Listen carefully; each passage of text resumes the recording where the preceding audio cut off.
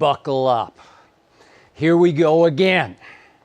This is hashtag Skip Rides the Troller Coaster number 7. Can you believe it? Number 7. This is where I sit on this hot seat and I answer any and all of your questions, as many as I can get to, about anything that you want to ask me about my life on or off camera on Undisputed. You can ask me anything without any rules, without any out of bounds, and probably without much escape for me. So here we go, first question. Keenan from Greensboro, North Carolina. I've started calling Dak Prescott number 4, quote unquote, just like you called Kawhi number 2. I just don't think he can take us to the promised land. This topic hurts my heart more than any Cowboy topic I have ever discussed publicly.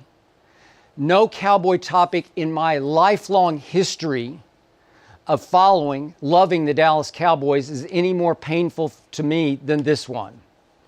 So the whole idea of number 4, yeah, that works for me because I have loved Dak Prescott twice as much as I ever loved number 2, Kawhi Leonard, when he was a Spur. Twice as much. And the prospect of number 4 eating up 1/4 of my salary cap next year is incomprehensibly painful to me. So I'm about to unload and unleash on this. Now remember the backstory. I am a Spurs fan, but not nearly as much as I am a Cowboys fan. I am a Dak fan, but not nearly as much as I'm a Dallas Cowboy fan. So Kawhi Leonard, over his first 3 years with the Spurs, became my favorite Spur. Even beyond Duncan, Parker, Ginobili, I loved Kawhi. Loved his game, loved his defense, loved his quiet, killer, assassin nature. And then out of the blue, he quit on me because he quit on my Spurs, and he quit his way right out of San Antonio all the way to Toronto, where all he did was win Toronto its probably first and last NBA championship. And it's taken me a while. I have forgiven Kawhi, but I cannot forget. And in the interim, I couldn't call him anything but number 2. Which actually worked a little better than number 4 because number 2 has another connotation, which I don't need to get into the details of, but it worked for Kawhi being number 2 on my list. This brings me to Dak Prescott. I saw him coming before I think most people did. We opened up on Undisputed on September 6th of 2016. I had just watched Dak Prescott in the preseason games, and I was ready to anoint him already better than Tony Romo. And my new partner on Undisputed, Shannon Sharpe, laughed at me and scoffed at me and finally ridiculed me for my growing love for Dak Prescott. And all he did in his rookie year was have the greatest rookie year to me of any quarterback who ever played in the National Football League. And I dare you to show me different. RG3, I'm going to talk about him in a few minutes. Maybe, but not like Dak did, with Zeke's help, with the offensive line's help, with a team that suddenly just took off right on schedule. In fact, after they made the playoffs that first year, early in 2017, this is an untold story, I loved Dak so much that here at FS1, our executives decide to have a commercial made with me and Shannon Sharpe about my love for Dak Prescott. We're going to air it all through the football season, sometimes on Big Fox during national TV games featuring the Dallas Cowboys. So we shot it one Saturday all day long, and all the dialogue back and forth between me and Shannon was his scoffing at me and me being over the moon about the greatest rookie season a quarterback has ever played. And we put it in the can. We liked it. And right on schedule, as you might remember in 2017, Zeke got suspended for 6 games. Ty Smith went down at left tackle. And all of a sudden, Dak Prescott went down, down, down. He was so bad in 2017, down the stretch, that we had to trash the commercial. It never aired. I don't know where it is now. It's somewhere around here at FS1, but it never aired because Dak let me down then, because it looked a little bit like he got exposed without Zeke and Ty Smith at left tackle. So here we came up to the 2019 season, and there were rumblings. There was speculation about, would Jerry sign Dak early? Would he sign him on time? And how much would he give him? And I believe that early that season, Jerry Jones, we're going back 2 football seasons, Jerry Jones offered Dak Prescott very fair, very good money. Even my Hall of Fame partner, Shannon Sharpe, a Cowboy hater, acknowledged, yeah, that's a fair deal. I don't know it to the penny, but it was somewhere around $35, $36 million a year. They quibbled and finally fought over the length of the deal. Dak wanted 4, Jerry wanted, as usual, 5. But Jerry Jones said after the opening game in 2019, our deal is imminent. That was the quote. The word was, quote unquote, imminent, meaning, and somebody asked Jerry, you mean today, tomorrow, next? He said, imminent, any day now. We will get our deal done with Dak, just the way they had just concluded a deal that paid Ezekiel Elliott the most money of any running back in pro football, a deal he has never come close to living up to. So here we went with Dak Prescott, and imminent turned into a week, and then another week, and 3 weeks. And 3 weeks into the season, Dak Prescott had put up huge numbers. Hall of Fame pace numbers, albeit against what Shannon dismissed as garbage competition. Remember the opener at home, it was the Giants, then it was at Washington, then it was Miami back at Jerry World when Miami was really bad, maybe the worst team in pro football at that point. And guess what happened? Dak and his new agent jerked the rug out from under Jerry Jones in a negotiation, and you do not do that to Gerald Wayne Jones Jr. He will never get over it. The blood will go from bad to worse, and that's exactly what happened. It was all of a sudden April Fools in September, and Dak and agent told Jerry, no, sorry, we want a lot more because we're playing that much better. That was the beginning of the end of the Cowboys that I knew and loved. That was the beginning of the end of Dak Prescott in Dallas, Texas. And that was the beginning of the end of my love affair with number 4, because he slowly but surely turned into number 4. I used to call him Brady-esque because he was so accurate, so in command. Didn't have a huge arm, but he would pick you to pieces. Yet Brady-esque also meant off the field at the negotiating table, because you know what Tom Brady has done routinely through all his years in New England and now in Tampa, or as I call it, Tampa Bay. You know what he's done? Taken far less than his market value so that his team could continue to build around him with better and better supporting casts, more and more help. And all of a sudden, Dak went the opposite of Tom Brady. And he started to lose me because the team began to lose. And I began to find it harder and harder to defend him, because over the last 13 games of that 2019 season, Dak Prescott was, I'll admit it now, he was awful. Shannon ridiculed Dak Prescott. In those 13 games, Shannon on Undisputed gave him 7 Fs, as in flunk, as in failed. And I fought back, but I couldn't fight very hard, because you Cowboy fans out there remember the games, the road games at the Jets, at New Orleans, at Chicago on that Thursday night, at New England.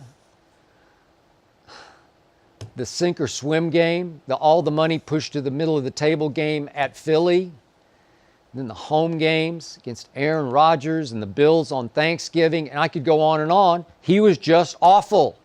And I believe he was crumbling under the pressure that he had exerted upon himself to say, I'll bet on myself against you, Jerry. We want more. And he failed.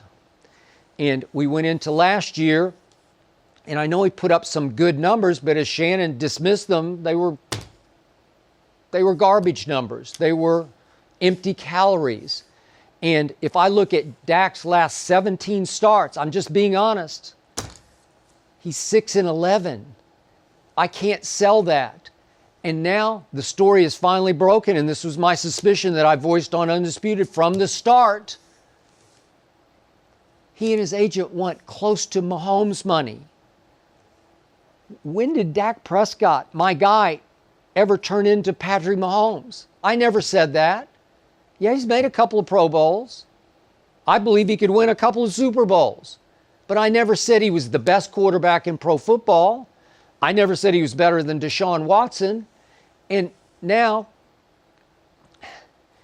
I think the public is starting to turn on Dak because for a while, Jerry Jones, obviously the easiest target in all of sports, it was pay the man, Jerry. And I kept saying, pay him what? Pay him an average of $44 million a year for 4 years? That's the ballpark of what he wants. It's just too much for Dak Prescott. It's too much for our salary cap. It's too much to try to win games with when he's eating up a quarter of the salary cap. I'm sorry, this is just tearing me apart. I am falling out of love with the Tom Brady, number 4. And it's hurting my heart because in the end, I love this guy the way I never loved Tony Romo. And look what number 4 has done to me. In the end, I assume they're going to tag him again for almost $8 million. And I assume this will be Dak Prescott's final season in Dallas, Texas. Man. Next question. Dante from Biloxi, Mississippi. If Dak ends up leaving Dallas, here we go, does he complete your Mount Rushmore of quarterbacks joining Johnny Football, Tebow, and RG3? Great. Okay, so this is a sarcastic shot at my love for Johnny Football, Tebow, and RG3. And I think the idea here, it's now not really Mount Rushmore, it's Mount Bustmore. That's what Dante is trying to say. Okay, before I answer that question, for the record, Dante from Biloxi, I got to defend myself because I've actually been pretty good when it comes to evaluating quarterbacks for better and worse ahead of their drafts. Look what I said about Tua, and look what's happening. I said no to Tua. I said no to Sam Darnold. Look what's happening. I definitely said no to Josh Rosen. Look what has happened. Go back a little bit, I said no to Mariota. I took a quick look at Carson Wentz in his rookie year, and I said no to Carson Wentz, and look what happened. Now back to my Mount Bustmore. Let's start with Johnny. We're about to talk about 3 of the saddest stories in the history of the National Football League because, yeah, I love Johnny. I said yes to Johnny, Texas A&M. But I had a qualifier back in my days on ESPN. I said if alcohol becomes a big issue with Johnny, which it had potential to be, if drugs become an issue with Johnny, which had potential, I am out. And that's exactly what happened. Johnny Manziel had potential. Again, I pushed. John Gruden joined me in that on ESPN, pushed for Johnny to be the number 1 overall pick to the team right down the road from College Station, the Houston Texans. He was that good in college. That stadium that A&M now plays in is the house that Johnny built. The game that he played at Tuscaloosa to do a number on Nick Saban, St. Nick, and his defense was just extraordinary. The number he did on my Oklahoma Sooners, I'm born and raised in Oklahoma City, in the Cotton Bowl was just off the charts, and so was his behavior off the field. Johnny Manziel prioritized partying over pro football, and he lived to regret it. I never understood it. I know Johnny. I still like him personally. He's fun to be around, and he completely blew it. And now he's in some fan interactive league that has like a 4-game schedule, and he's talking about trying to be a professional golfer. Painful to talk about, which brings me to Tim Tebow. All I ever said about Tebow coming out of college is, yeah, I'd take him late in the first round, and I would let him run his college-style offense, and I can win games in the NFL with Tim Tebow doing just that. He'll never make a Pro Bowl, but I can win games. And that's exactly what Josh McDaniels did, took him with the 25th overall pick. But Josh got fired that first year, Tim's rookie year. And even though Tim had 3 big games at the end of the year, all of a sudden, John Elway and John Fox inherited him. They did not love him. And they finally said, let's get this Tebow experiment over with, when the team under Kyle Orton fell to 1-4, and you know the rest of the story. It was the most extraordinary run in the history of the league.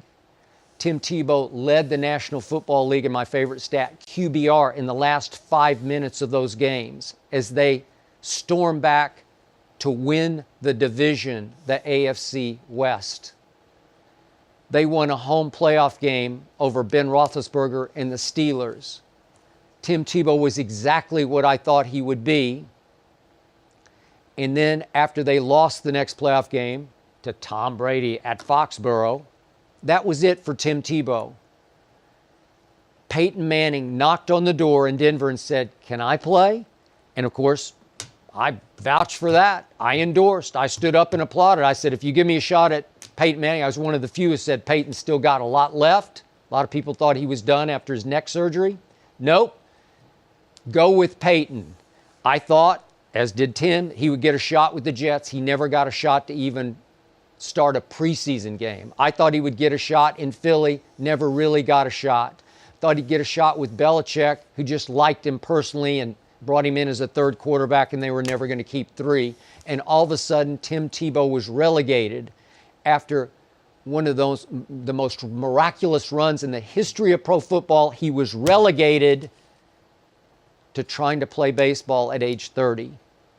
That career just ended because he recently got married. I'm sure he's ready to start a family and not ride buses in AAA anymore. Sad story, which brings me to maybe the saddest of all, Robert Griffin III. Yep, I loved him. I loved him more than I did Andrew Luck. I said he will outplay Andrew Luck, and he did as a rookie. He was the offensive rookie of the year over Andrew Luck. Robert Griffin led the Washington team to a division championship as a rookie. They were ahead of Seattle in a playoff game when the worst happened. He'd already injured his knee, and he wrecked his knee. And his parents got involved and told Mike Shanahan, our son is no longer a running quarterback. He's just a straight pocket passer, a drop back quarterback, which was all wrong. Robert was never able to live up to being just that because he had sprinter speed, he had Olympic speed. And he utilized it very well, but he just couldn't slide. And all he did after that was slide through the National Football League because he lost it. He lost the faith in his legs and the faith in his arm and just the faith in his overall body to be an NFL quarterback. And I'm pretty sure now that he's done in Baltimore that that's the end of RG3. Would I have said the same thing about all 3, Manziel, Tebow, and RG3 to start with? Yes, I would. I don't regret one thing that I said about any of the 3, Dante. Next question. Damien, Orlando, Florida. Aha. If you were asked to introduce LeBron at his Hall of Fame ceremony, what would you say? Well, number one, I don't think LeBron would ask me to introduce him at his Hall of Fame ceremony. But if he did, and I do think he sort of closet likes me and respects me, I do love some of his closest friends and advisors. I'm a big fan of Maverick Carter's. Think he's got genius about him. Love Rich Paul and all that he does, handling all of the clients for Clutch Sports, or as I've sometimes called it, Unclutch Sports. And I do think LeBron is a nice guy. In fact, I hate the perception that I hate LeBron James. Nothing galls me more than that perception, because I do not hate LeBron. I do think he's one of the nicest guys in sports history. And yet, that's the start of my problem with him, because every day on Undisputed, I have to defend my guy, the true GOAT, Michael Jordan, against LeBron, because I sit across from a guy, Shannon Sharpe, or as I call him, Shannon Sharpe, who believes heart and soul that LeBron is the GOAT, the greatest of all time. And that's just blasphemy. That's just silly. That's just dead wrong. I think Shannon knows it deep down, but he won't give it up.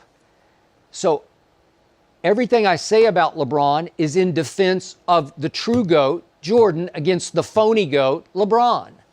And it's probably not fair to LeBron, but I have no choice but to focus occasionally, if not often, on his glaring weaknesses, his un-Jordan qualities. Michael Jordan, whom I had the pleasure of getting to know in Chicago, coldest-blooded basketball killer there ever was, absolute assassin, not always the nicest guy. I got along with him, but a whole lot of people did not, and he didn't care. So, again, there's a lot to love about LeBron, and if he did, hypothetically, ask me to introduce him at the Hall of Fame ceremony, I would focus on a lot of great things about him. He is still, to this day, since he stepped on an NBA court, the best passer in basketball. I say it all the time on Undisputed. He is still the greatest driver of the basketball I have ever seen. He is still the most durable superstar in the history of sports. I don't know one more durable. He is Iron Man.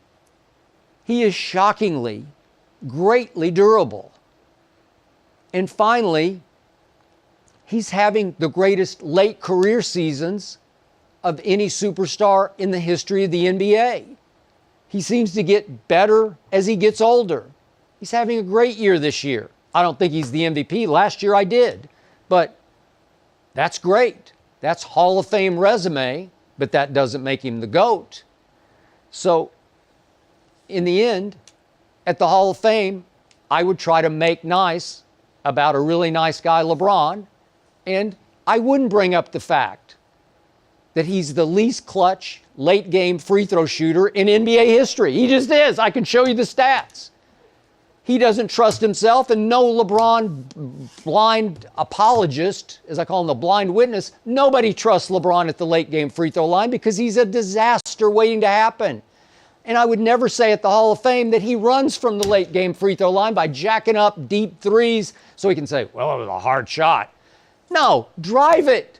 They can't keep you from the rim, and they definitely can't keep you from the free throw line. Just go to the line, stand alone by yourself, and make one of two to win a game? No, you don't have the guts to, because you don't have that clutch gene. You know it, and I know it. And now late in your career, you're jacking up threes at, for you, a record rate, and you're a horrible three-point shooter, and it's just career long. You're 34%. Given, by superstar standards, I'll be nice. You're below average. You had a hot streak early this year, 42%. All of a sudden, you're falling down, back to the mean, which is 34. You're at 35.8 right now, and you're taking too many threes. Drive it. Get to the line, shoot the free throw. What are you doing in the off seasons? Why don't you work on your free throw shooting? But I would never say any of that if I were introducing LeBron at the Hall of Fame. Thank you. Next question. Let's see, I'm getting these out of order here. Number 4. Yes, Sean from Riverside, California. Would you give up working out for an entire season if it meant the Cowboys would win the Super Bowl? And if not working out, what would you give up for an entire season just to see if you could win the Super Bowl. Okay. You have to understand, Sean from Riverside, one thing about me. I am hopelessly and happily addicted to working out. I live to work out. It's just who I am. I'm not proud of it. I don't talk about it unless somebody asks me about it. So you have asked, and I am answering. I never miss a day. You don't have to believe me, but I don't miss a single day of cardio, of any sort of aerobic exercise. I do it every single day. It's like Belichick saying, no days off. Well, I embrace no days off. I lift weights Monday, Wednesday, Friday without fail. And you can believe this if you want. You can scoff if you want. But it's the God's truth, as God is my witness. I have not missed a single day of cardio, an hour a day of cardio, since I hope I have the date right. It was May 2nd of 1998. I was in Chicago. It was my first year in Chicago, and I had the honor of living the last dance. I was in the middle of the Chicago Bulls and Michael Jordan's last run in Chicago. And it was still snowing in May in Chicago, and I got sick as a dog. I got the upper respiratory throat infection, nasal sinus infection. It was horrible. I thought I was going to die. And on, I think it was a Saturday, they had a home playoff game against Charlotte, then the Hornets. And I just said, I can't go outside. I was going to go outside to run, and it was still freezing cold because it stays cold till June in Chicago, if you know Chicago. And I missed a day. I still worked. I still covered the game. I still wrote my column, Chicago Tribune, after the game. But I missed that one day. So the answer to your question is there is no way I give up one day, even one day, for my Cowboys to win a championship. But you know what? I would give up 6 months of criticizing LeBron James. I would. I'd give up a whole 6 months, September, October, November, December, January, February, if my Cowboys would win that Super Bowl. And remember, LeBron and I do have one thing in common, and only one thing. We both love the Dallas Cowboys. He's as big a fan as I am. So maybe we could partner on that. I'd lay off, and we'd both win the Super Bowl. I like that. Thank you for that suggestion. Next question. Talia from LACA. This is interesting. Does Space Jam 2 with LeBron have any shot at being a better sequel than Die Hard 2 was? And will you go see Space Jam 2 on opening weekend? Okay, first you have to understand, I'm a Die Hard fanatic. I always say Die Hard is not only one of my favorite movies, it's one of my favorite Christmas movies because it happens on Christmas Eve. And little known fact, Ernestine, my wife and I, we've recently moved. We now have a view of Nakatomi Tower, or Plaza, however you want to call it. I think you could say Nakatomi Tower, out of our window each morning when I look out, although when I go, it's still dark.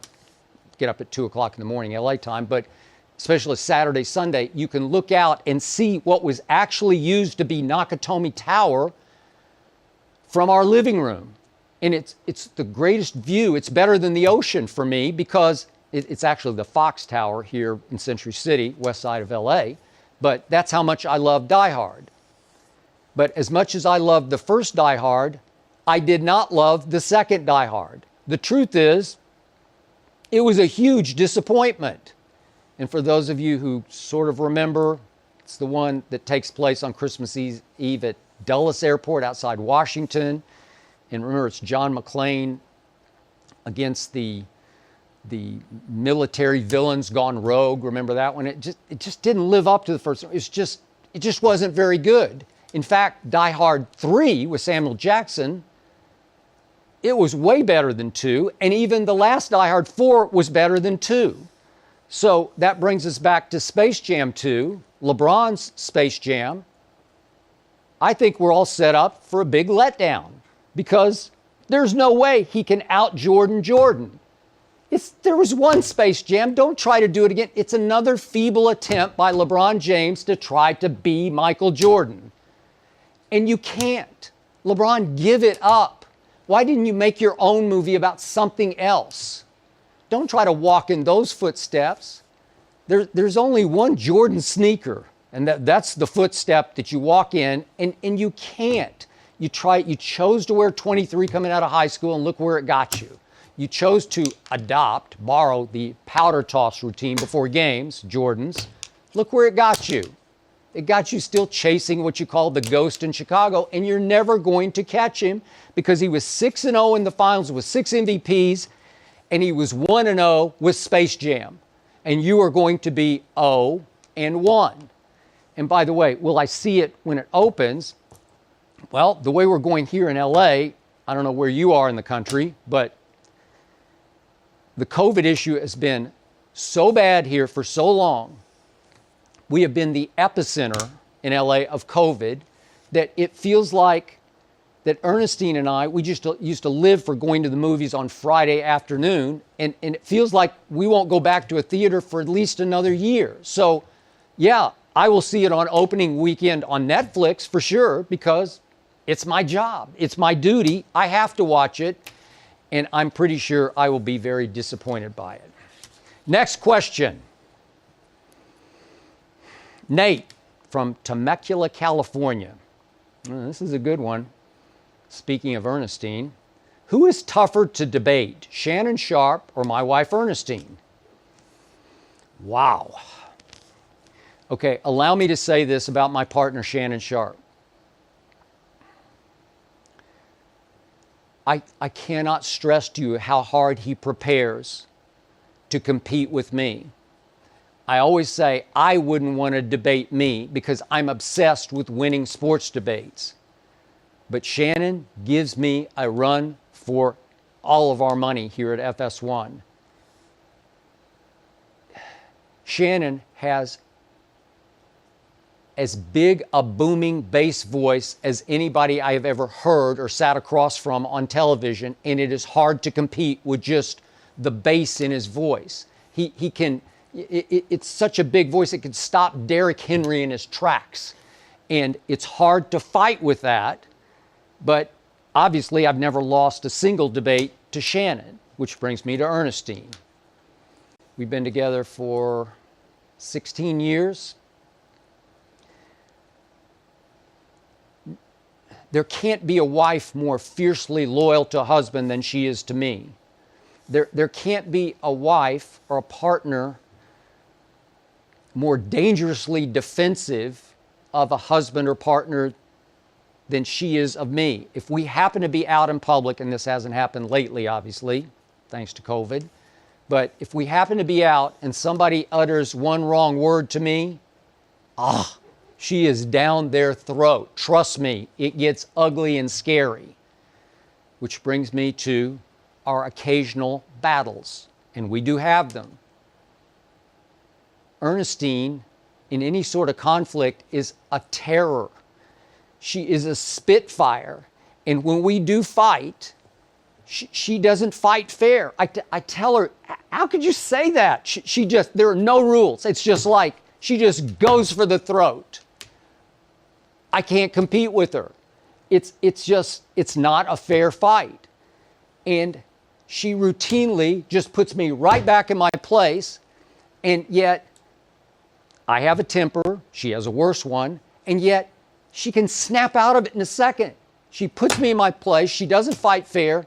She annihilates me. And then 10 minutes later, she comes back and says, let's shake. Let's shake? After you said that to me? How could you say that? What a shot that was. What an insult. It's okay. Let's shake. That's why I love her. And that's why I'm still with her. Next question. JK from Ruston, Louisiana. Were you more in awe covering MJ in Chicago or Barry Bonds in San Francisco while he was chasing the home run record? That is a great question. And this is a tough answer. That 1998 Last Dance season in Chicago was simply the greatest time of my career because I lived the documentary in real time that you saw, whatever it was, about a year ago. But shortly thereafter, I wound up in the Bay Area, right on time, right on schedule to follow Barry Bonds down the stretch, September, October, obviously, of 2001, chasing the home run record, ending up with 73, catapulting him into 4 straight MVP seasons, in which that man did something I never, ever thought I would see and will never see again, I don't think. In the sport of baseball, that was a hitter who had the advantage over a pitcher. And it's never happened before and again. I'm not sure we'll ever see that again. That's how great he was. I get the steroids. He got huge. Got it. But still, the ability to do that, the hand-eye coordination, the reflexes, greatest baseball player ever. Again, he was a slugger before steroids, and they obviously enhanced. But he had won 8 Gold Gloves. Early in his career, he could steal bases with anybody. He was just all around the greatest player I ever saw. And yet, I didn't like him and he did not like me. I'll never forget the one afternoon we were in the clubhouse after a day game. He didn't like something I had said or written. I don't know what, because he didn't tell me. He just walked up to me. I don't know what he weighed then, 240, 250. And he vice gripped me on this arm and held it and squeezed it for 30 seconds that seemed like 3 hours, and just stared me right in the eyes, nose to nose, without saying a word. I have no idea what his issue was. I can't say I was intimidated. I will tell you, I was actually honored by that. That was the closest I ever came to actually talking to Barry, who would not talk to the media at all. If he ever did a happy press conference after a game, he was a joy to listen to. He was eloquent and genius when it came to discussing baseball, because he had learned so much from his father, Bobby Bonds, and his godfather, obviously, Willie Mays. But the things I saw Barry Bonds do, it got so bad in 2002 on the way to their World Series, which they blew, thanks to Dusty Baker, but it got so bad that Barry Bonds would see 2 pitches a game. They'd just pitch around. They'd walk him every time. He would hit those 2 pitches as hard as he could hit both of them, and they would either hit the wall or carry the wall. It happened night after night after night, and I was there for night after night after night. I have never seen a player dominate a sport this side of Tiger in the individual sport of golf the way Barry did the sport of baseball for those 4 MVP years. Next question. Rocky from Fort Worth, Texas. Would you rather have Luka Dončić leading your NBA team or Aaron Rodgers quarterbacking your NFL team? Aha! 2 of my least favorite players in their respective games.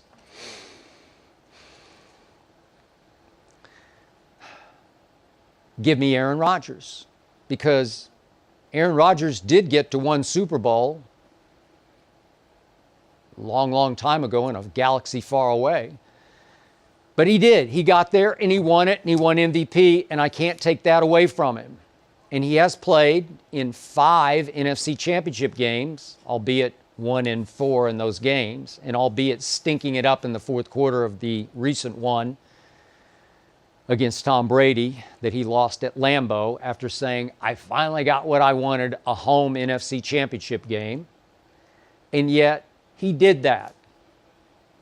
Aaron Rodgers is great. What I don't like about him is he's a diva. He's a finger-pointing, blame-deflecting diva who has routinely come up small in these big moments that we just discussed. But what has Luca ever done? Seriously, ever? I don't get it. I have never seen such early runaway popularity as Luca has drawn, to the point he came into this season as the preseason favorite for MVP. Well, obviously he's not living up to that. And I keep saying, just show me. Don't tell me, show me that you're a better shooter than that, because he's a lousy three-point shooter and he's a lousy free throw shooter by MVP standards, really by any standards. And he plays little to no defense. And you want to talk about unclutch? You realize that until a recent game at Boston, in regular season games, Luka Dončić was 0 for 13 in late game shots, last minute shots, to tie or go ahead at the end of regulation or overtime. 0 for 13 in those shots. He did make the one, obviously, in the playoffs against the Clippers. And then he actually made 2 in the last minute to beat Boston at Boston. But 0 for 13? Man. And they're saying you're that guy? And again, seems like a nice enough guy, but his body language gets terrible at the end of games when it's going south, and they have underachieved for much of the year. They've had a little bit of a hot streak here lately, but Luca how? Luca why? Luca who? Where's all this coming from? Again, looks like a terrific passer. He's not LeBron, but he can really distribute, and he does have this going for him. As James Harden said the other night, you can't speed him up in the lane. It's hard to defend him because he's got that Euro step and that gait and that cadence and high gifted IQ, where he will get to the rim on anybody, and then he gets to the free throw line, and some nights he'll go 2 for 8, and I just don't get it. So obviously, given that choice, give me Aaron. Give me Shailene's fiance. Alex from Hamilton, Ohio has the next question. We missed the trash can this season. Is the post-game dance the new good luck charm? Alex from Hamilton is speaking of, if we go back a couple, 3 years, we're mixing metaphors here, mixing emotions, but I get very angry about Cowboy losses, and I get overjoyed. I get crazy happy after big Cowboy wins, or hey, any Cowboy wins the way it's been going. So a couple of times, going back 3 years ago, I got so upset with Dak and then Zeke that I marched into our kitchen and I threw number 4 and number 21 jerseys into the trash. I ended up retrieving number 4 because he redeemed himself a couple, 3 weeks later. But those were honest, actual psycho reactions from me about Cowboy losses. Similarly, this year, after Dak went down, bad start to the season, bad middle to the season, after the defense became historically bad, especially against the run, and then there was a disaster on Thanksgiving Day at home at the hands of our arch rival Washington, and then there was the disaster in the middle of the week at Baltimore in a COVID game that was so bad, I gave up. And then they went to Cincinnati and they won, and I was like, okay, whatever, it's Cincinnati, no Joe Burrow. And then all of a sudden they came home and they hung 41 points on San Francisco, albeit a beat-up, ravaged San Francisco team without Garoppolo. But it was 41-33, and I was pretty impressed, and I was really pumped. And I was overjoyed. And I can dance a little. Ernestine will vouch for that. I don't dance a lot, but I can dance a little. And I just felt like dancing. So I picked the all-time cliched dancing song, Everybody Dance Now, and I just danced. And I posted it. And that was my honest emotion. And then through the week, I started thinking, you know what? Maybe that worked. And what happened? They come right back, and they beat Philly. Again, Jalen Hurts was the quarterback. I love Jalen Hurts, but they scored 37 on Philly. And I was impressed. And I thought, it wasn't that I was overjoyed by that, but I thought, good luck charm, to Alex's point, because I will admit it. I am the most superstitious Cowboy fan in the world. And Ernestine always asks me not to get too personal, but she always says, hey, you believe in God. How do you believe in superstitions? I don't know. I just do, because they work or they don't work, or you can't mess with superstitions. You have to honor them. You have to respect them. And I thought, okay, so after Philly, I just danced a little bit. I didn't want to lay it on thick. I just wanted to say good luck charm to the NFL, good luck gods up there. I'm going to do this if you'll just give me one more. Give me at Giants to end the year, because we got a shot to slip into the back door of the playoffs.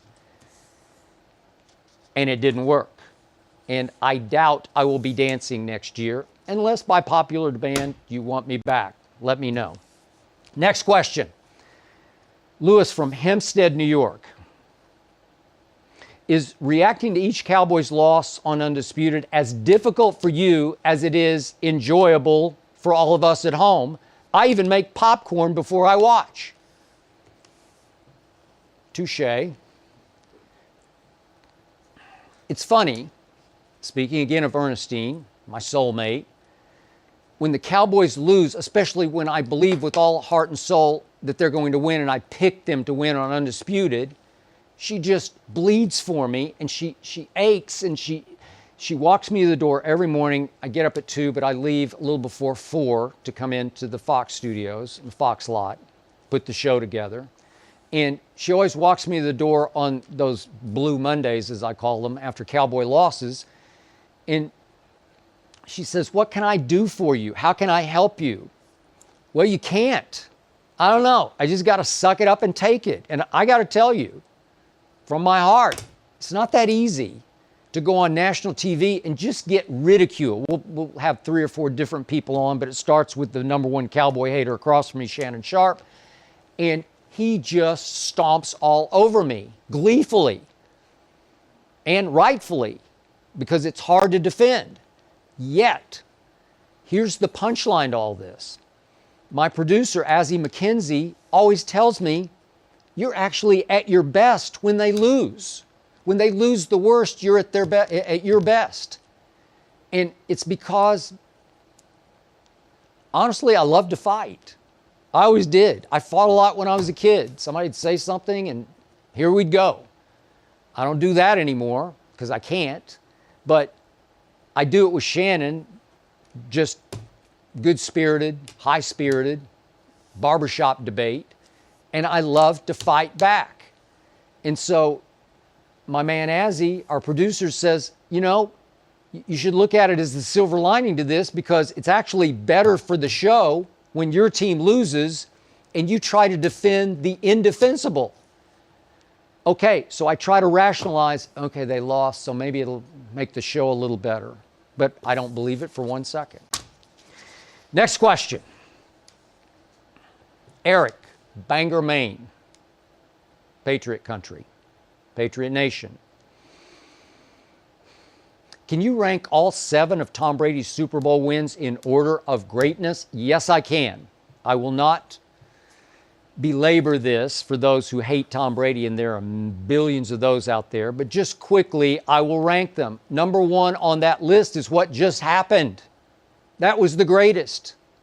That was Tom Brady with no preseason, taking over a new team that was 7-9 a year ago, new coaching staff, a loser's mentality, a franchise known as the Succaneers, which was the losingest franchise in all of sports, and taking them to 11-5 through a tumultuous year in which they added Antonio Brown at 6-2, and it seemed to wreck their chemistry for a few games. They suffered horrendous home losses. You'll recall them.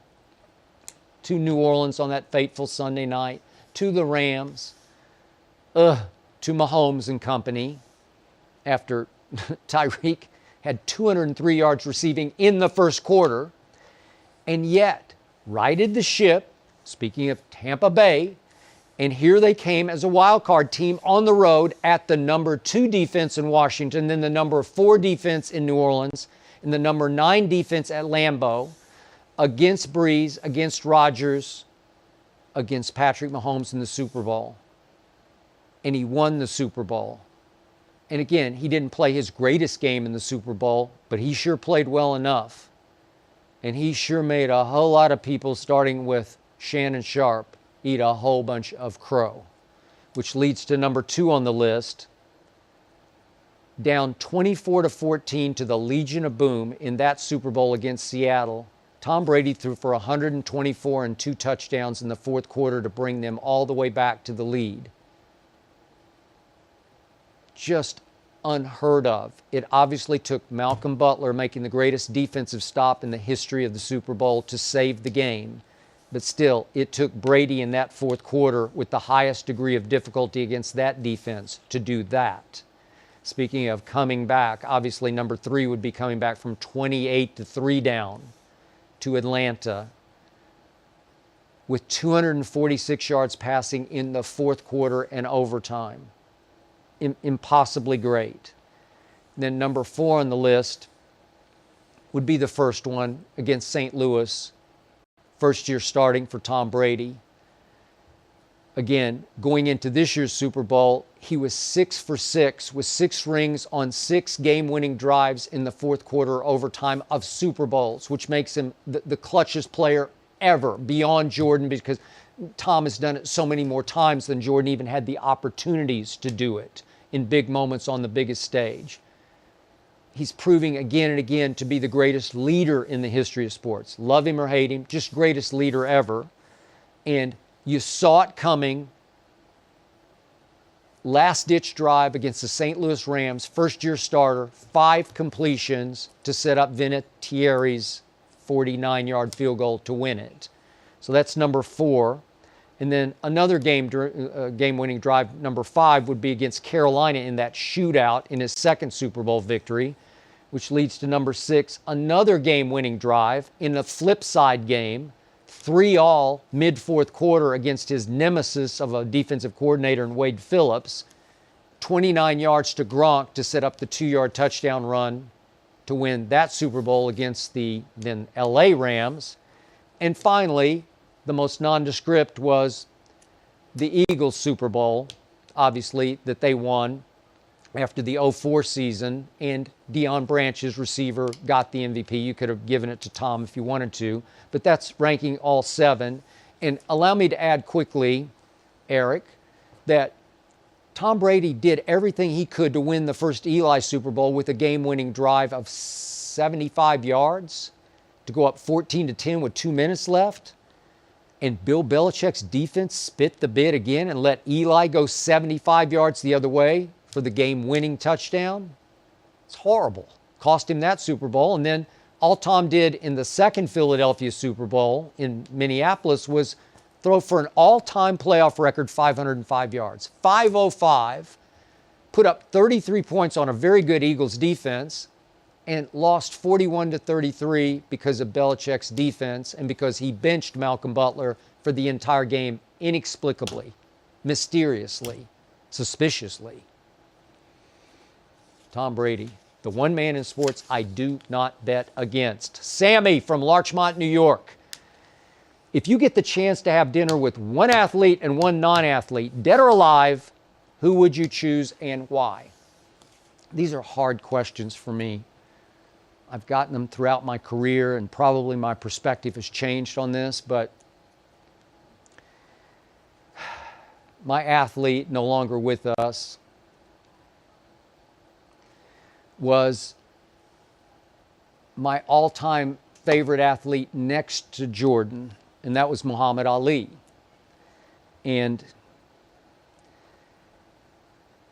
I had 2 pictures on my wall in high school. And they were 2 athletes who were shattering the mold of how you were supposed to do it, supposed to act. Ali and Joe Namath. And I'm not saying Joe Namath is even remotely in Ali's category, pantheon, but Joe Namath had long hair flipping out from under his Jets helmet and wore white cleats. Never seen that before. And Muhammad Ali was really the first black athlete to say, I'm going to say whatever I want to say about racism or about my upcoming fight. I'm going to predict I'm going to win. I'm going to recite poems about exactly how I'm going to win and what round, and I'm going to back it up. I was just dumbfounded by that as a kid. That was so special to me. You want to talk about shattering every mold? You want to talk about courage and guts, trailblazing? It was Ali.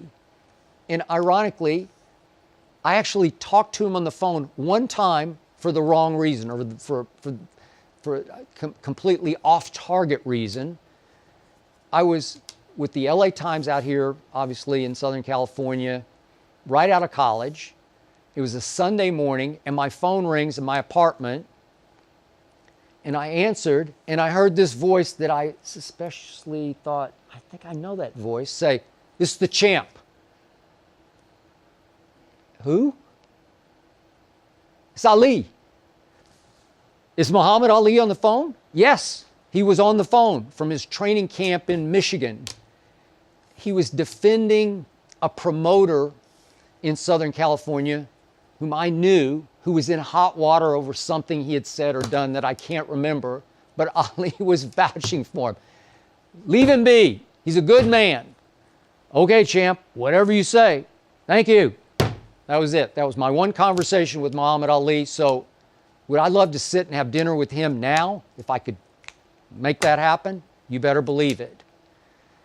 And now I'm going to go completely out of bounds for this one, completely out of the realm of sports. My late mother often said to me, "Why are you messing around with that TV stuff? You're a writer. It's what you do. You write." Yeah, I got that in my heart. And I'm a reader at heart.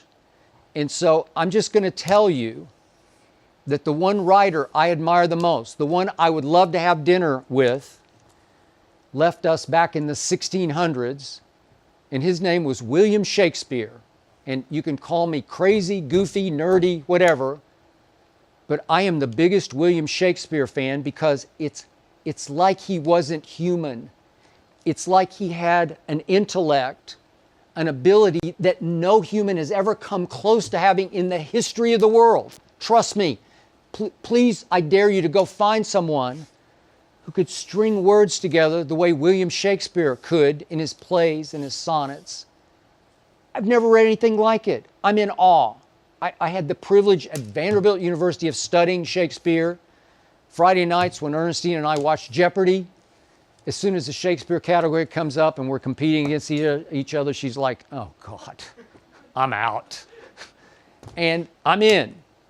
I do. I know it all. Call me nerdy, call me a Shakespeare file, whatever you want to, but William Shakespeare, you want to talk about awe?